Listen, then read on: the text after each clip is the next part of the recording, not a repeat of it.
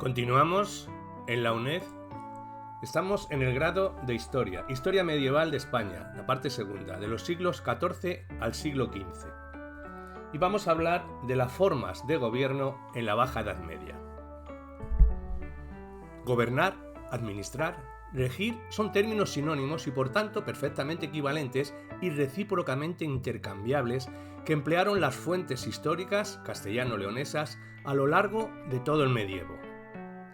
Expresar la actuación del rey en cuanto a poder político sobre el reino, en cuanto a ámbito humano y territorial sobre el que se proyectaba dicho poder con una efectividad, una significación y un contenido diferentes según contemplemos dicha actuación regia en las primeras o en las últimas centurias medievales. Por consiguiente, con tales expresiones se designaba la actividad del poder público, en este caso encarnado en el rey, para alcanzar sus fines y objetivos, los cuales si en principio estuvieron determinados por unas realidades y por unas ideas que, como veremos, se mantuvieron inmutables a grandes rasgos durante toda la Edad Media, posteriormente, sin embargo, se vieron sometidos a un proceso evolutivo, lento y al principio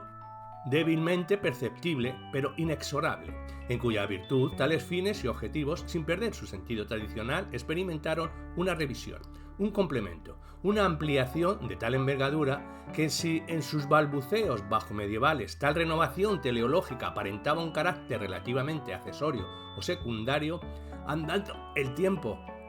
en la Baja Edad Moderna constituirá en una inversión histórica de los términos. La tarea del gobierno que incumbía al rey no dejó de informar en ningún momento la política regia castellana medieval en su conjunto e incluso se prolongó prácticamente hasta el siglo XVIII sin solución de continuidad, lo que no fue obstáculo para que a lo largo de la Baja Edad Media esa tarea de gobierno fuera desarrollando irreversiblemente una faceta dinámica, en cuya virtud el poder político actuante no solo se limitará a mantener, conservar, restaurar, guardar o defender el reino, sino que también protagonizará un intervencionismo creativo, estimulante, potenciador en la vida de la comunidad.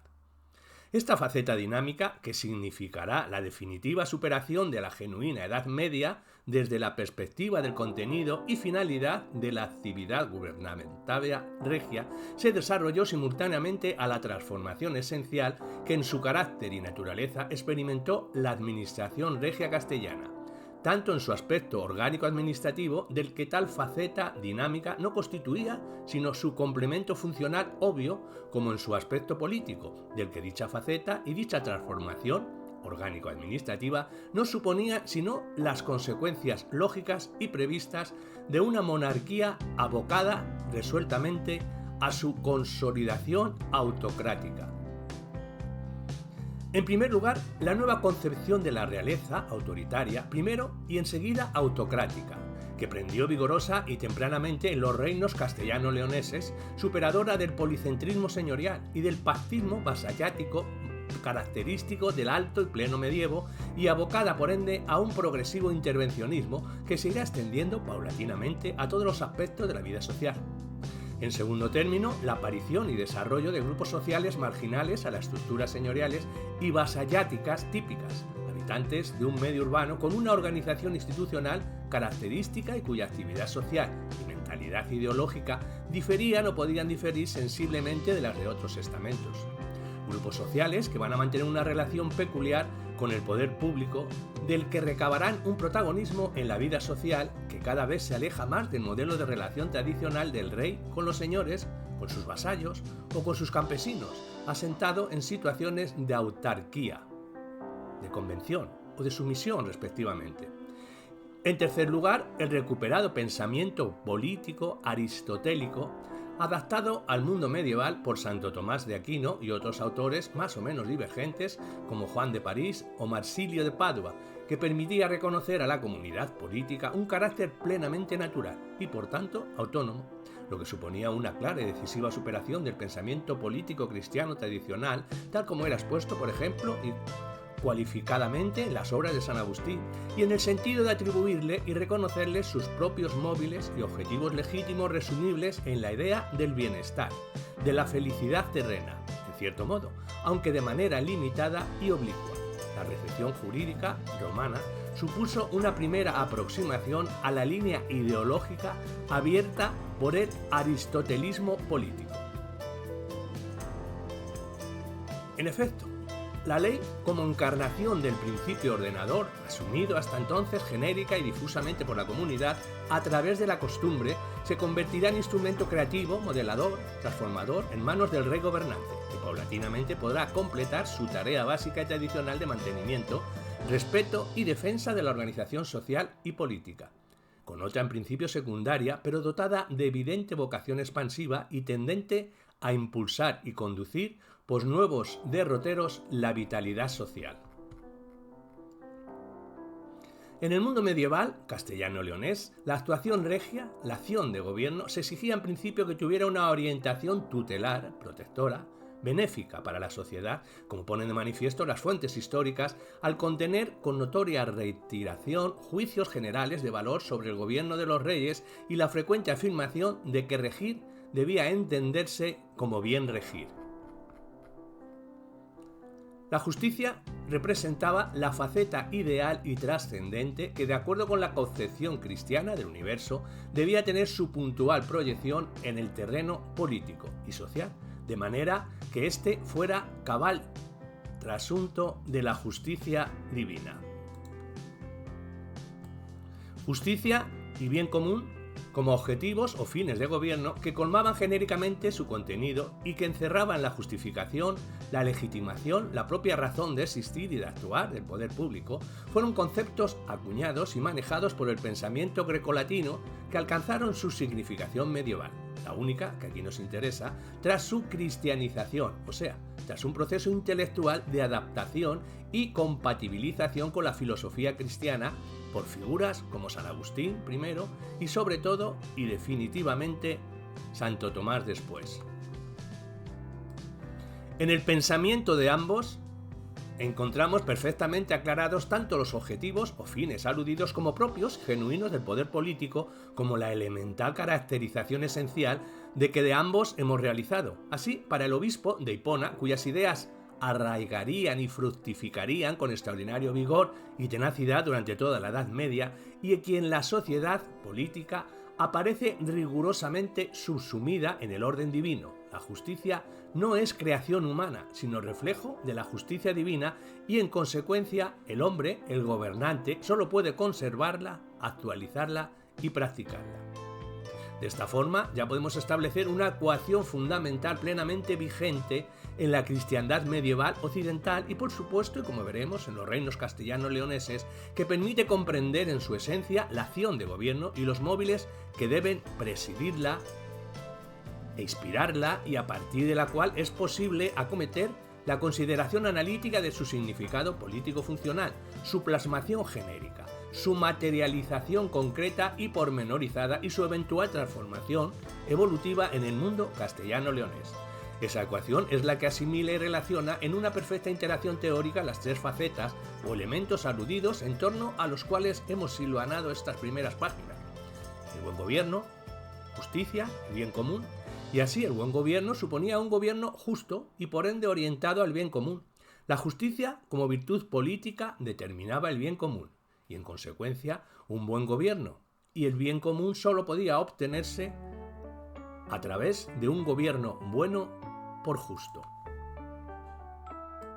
Hasta aquí, por tanto, se han puesto de manifiesto dos evidencias constatables: que el bien común fue objetivo esencial del gobierno regio en el mundo castellano-leonés y que dicho objetivo se mantuvo incólume a un nivel teórico durante toda la época medieval, alta, plena o baja.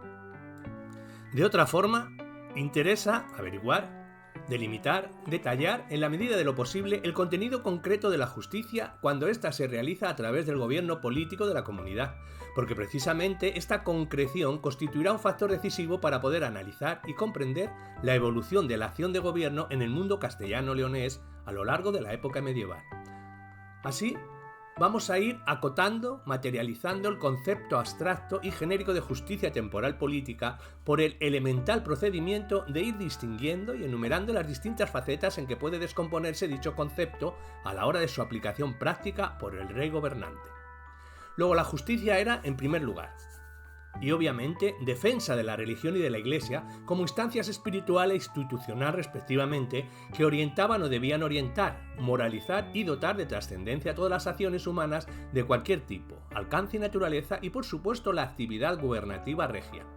Tal defensa evidentemente tuvo que suponer el objetivo primario del gobierno regio, tal como lo entendía el hombre castellano medieval, puesto que de ella derivaba una previa y necesaria correspondencia entre las dimensiones espiritual y temporal, religiosa y política de la justicia, correspondencia a la que ya hicimos oportuna alusión.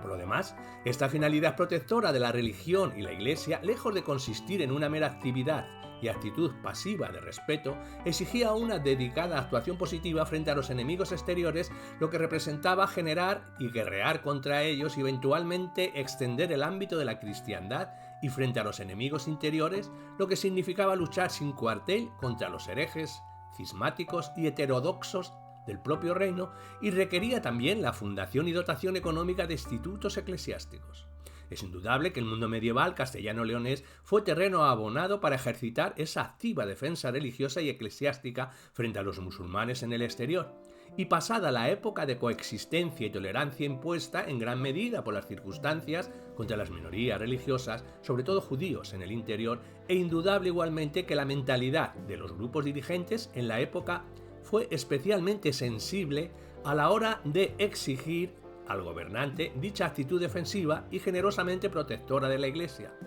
El soporte teórico de esta obligación primaria se remontaba al pensamiento agustiniano y a la doctrina gelesiana de sólido arraigo medieval que distinguían entre los poderes espiritual de la Iglesia y temporal del Estado, pero exigiendo unas estrechas relaciones de servicio y mutua ayuda. Y en segundo lugar, la administración de justicia civil y penal en su sentido jurídico estricto, de resolver contiendas entre personas físicas o morales y castigar delitos, y en general cualquier infracción del ordenamiento social en la doble vertiente de juzgar y ejecutar lo juzgado. Esta faceta, que en la 15ª centuria se calificaba todavía como de principal cometido regio, se infería sin más de la esencia misma de la justicia, tal como quedó expuesto anteriormente, y que consistía en dar a cada uno lo que le correspondía, castigos o recompensas, según sus méritos. En este sentido, el castigo a los malos, a los infractores, o justicia penal, como aspecto más llamativo de la administración de justicia, aparece reiteradamente consignado en las fuentes históricas como genérica competencia regia, sin que tampoco falten alusiones al aspecto civil de dicha administración de justicia. En realidad, desde el punto de vista doctrinal, esta faceta no suponía sino la aplicación práctica de una de las especies de justicia particular, a su vez dividida en conmutativa y distributiva, perfectamente comprendida en la justicia legal o política en cuanto ésta encerraba a todas las otras virtudes.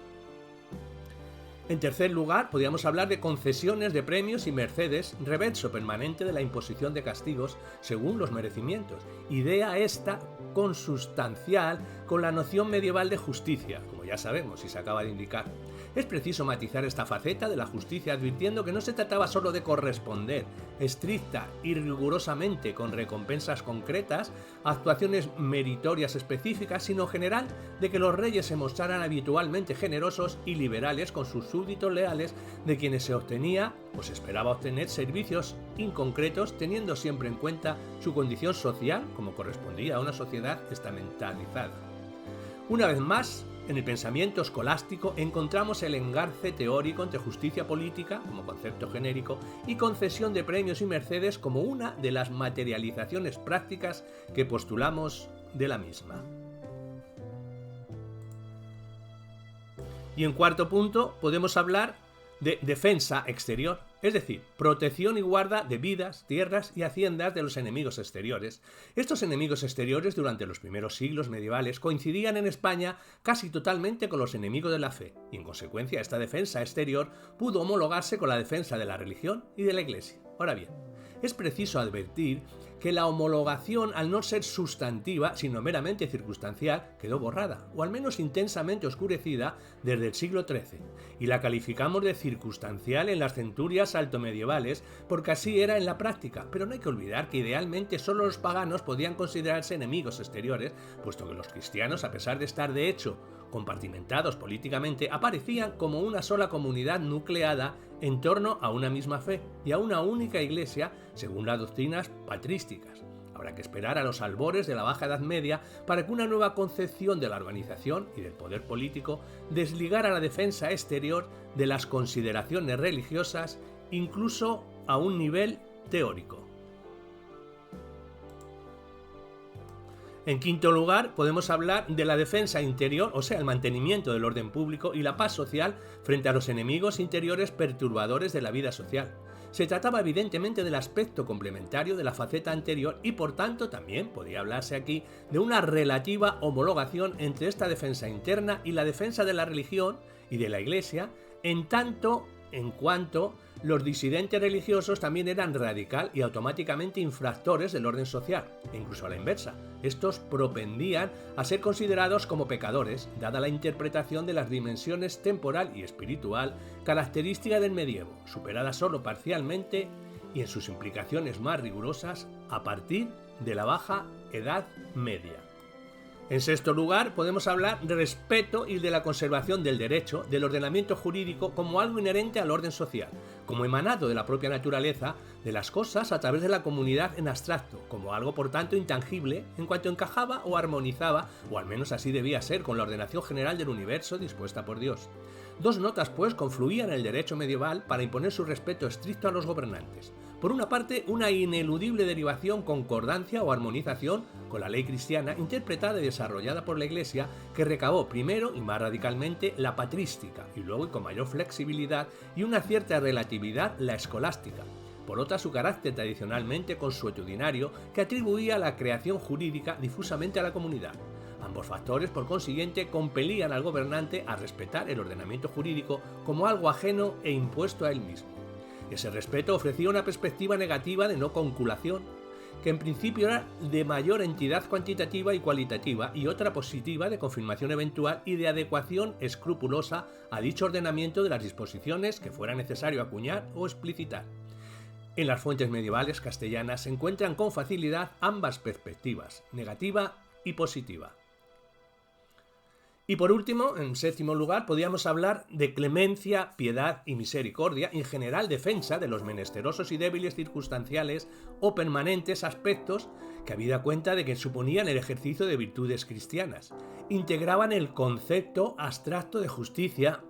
en cuanto a virtud general y por ende comprensiva de todas las demás, según se encuentra claramente consignado en el pensamiento escolástico. Como no podía ser de otro modo, también en este caso las fuentes medievales castellanas recogen puntualmente esta faceta de la justicia temporal o política cuya actuación competía al rey gobernante. En definitiva,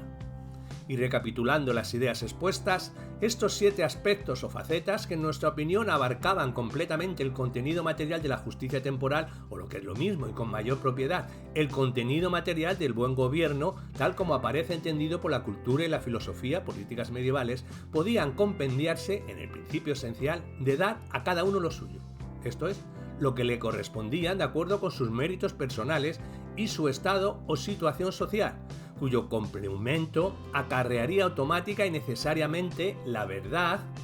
y la paz, entendidas ambas no tanto en su estrecha significación sociopolítica como en su dimensión más amplia, profunda y trascendente,